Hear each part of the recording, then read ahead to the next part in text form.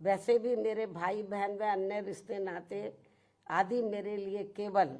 बहुजन समाज का ही एक अंग है, उसके सिवाय कुछ भी नहीं है। इसके अलावा पार्टी व मूवमेंट के हित में बहुजन समाज के जो भी लोग अपनी पूरी ईमानदारी व निष्ठा से कार्य करते हैं तो उन्हें पार्टी में जरूर आगे बढ़ने का मौका दिया जाएगा और इस मामले में मेरे रिश्ते नाते आदि भी आड़े नहीं आएंगे। यहाँ मैं सावधानी के तौर पर ये भी बताना चाहूँगी कि पिछले कुछ वर्षों से सत्ता व विपक्ष में बैठी सभी जातिवादी, सांप्रदायिक व पूंजीवादी पार्टियां बीएसपी के विरुद्ध अंदर अंदर आपस में मिलकर बहुजन समाज की एकमात्र हितैषी पार्टी बीएसपी को किस्म किस्म के हथकंडों के जरिए इसे कमजोर करने की पूरी कोशिश में लगी है, क्योंकि यहाँ जातिवादी पार्टियों को किस्म किस्म के हथकंडे इस्तेमाल करके बीएसपी को कमजोर व खत्म करने में लगी है। इसी प्रकार बाबा साहब डॉक्टर भीमराव अंबेडकर के जीते जी भी इन्हीं जातिवादी पार्टियों ने इनके कारवां को किस्म किस्म के हथकंडे इस्तेमाल करके उसे कमजोर व खत्म करने का पूरा प्रयास किया था, जिसे बाबा साहब ने व बाद में मान्यवर श्री कांशीराम जी ने भी इनके मंसूबों को पूरा नहीं होने दिया है। और अब मैं भी अपने बहुजन समाज के बलबूते पर इनके इस मंसूबे को किसी भी कीमत पर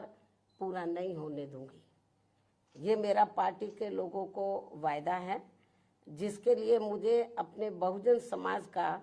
हर स्तर पर साथ मिलना भी बहुत ज़रूरी है। और अच्छी बात यह है कि बहुजन समाज पूरे तन मन धन के साथ अब मेरे साथ खड़ा है, अभी भी खड़ा है। इतना ही नहीं बल्कि दलित व अन्य उपेक्षित वर्गों के लोगों को ये मालूम है कि ये लोग यूपी में बीएसपी की पूर्ण बहुमत की सरकार बनने से पहले यहाँ जातिवादी उच्च वर्गों के लोगों के सामने, यानी कि जो बहुजन समाज के लोग हैं, खास तौर से दलित वर्ग के लोग, यहाँ जातिवादी उच्च वर्गों के लोगों के सामने ना तो चारपाई पर बैठ सकते थे और ना ही उनके बराबर की कुर्सी पर भी बैठने की हिम्मत जुटा सकते थे। लेकिन सन 2007 में बीएसपी की अकेले पूर्ण बहुमत की सरकार बनने के बाद से ये सब अब काफी कुछ बदल गया है। अब ये लोग उनके बराबर में चारपाई व कुर्सी आदि पर भी पूरे सम्मान के साथ बैठ सकते हैं। ये जो बहुजन समाज के लोग हैं, यही है वास्तव में यहाँ सही सामाजिक परिवर्तन। यही है वास्तव में यहाँ सही सामाजिक परिवर्तन, जिसे मेरे नेतृत्व में बनी बीएसपी की सरकार ने लाया है। लोग सामाजिक परिवर्तन की बहुत बात करते हैं, लेकिन उसको धरातल पे कभी उतारते नहीं हैं। लेकिन मेरे नेतृत्व में सन 2007 में जब अकेले पूर्ण बहुमत की सरकार बनी तो इसे मैंने धरातल पे उतारा है, जिससे यहाँ यूपी में हमारे संतों, गुरुओं व महापुरुषों का काफी हद तक सपना साकार हुआ है, जिसकी वास्तव में पूरी देन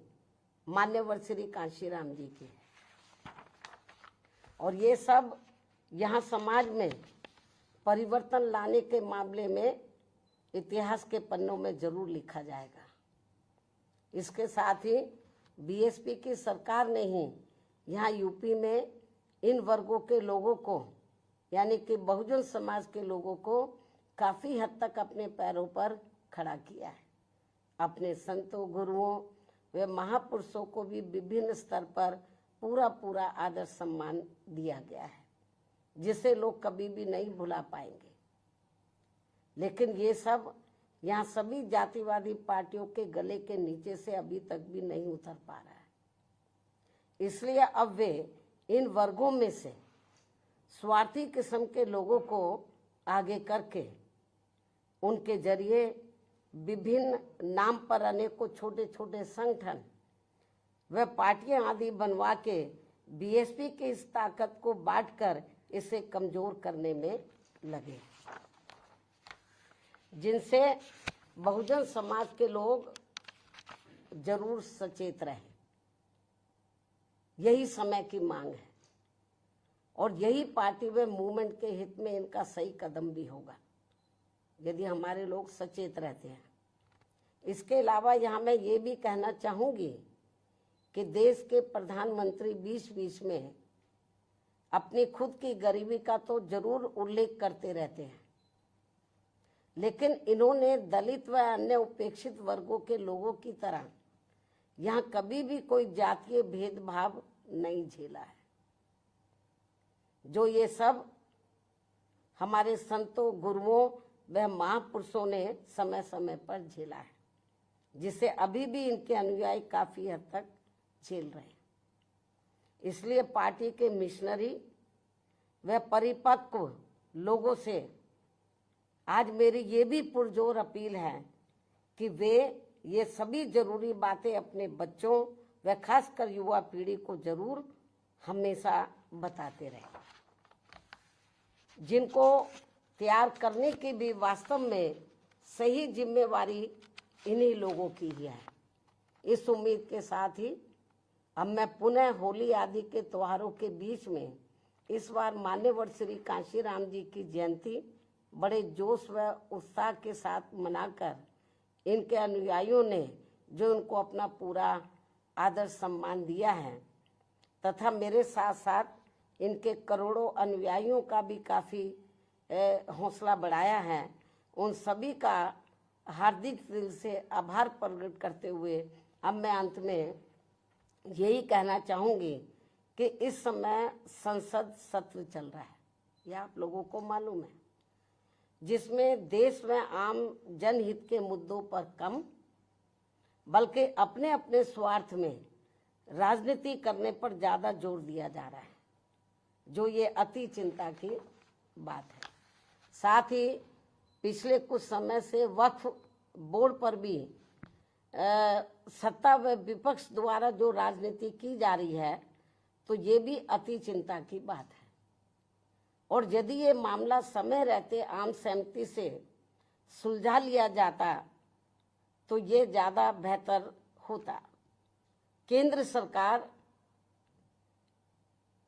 सरकार इस मामले में जरूर पुनर्विचार करे, सोच विचार करे, ये भी हमारी पार्टी के केंद्र सरकार से पुरजोर अपील है। इस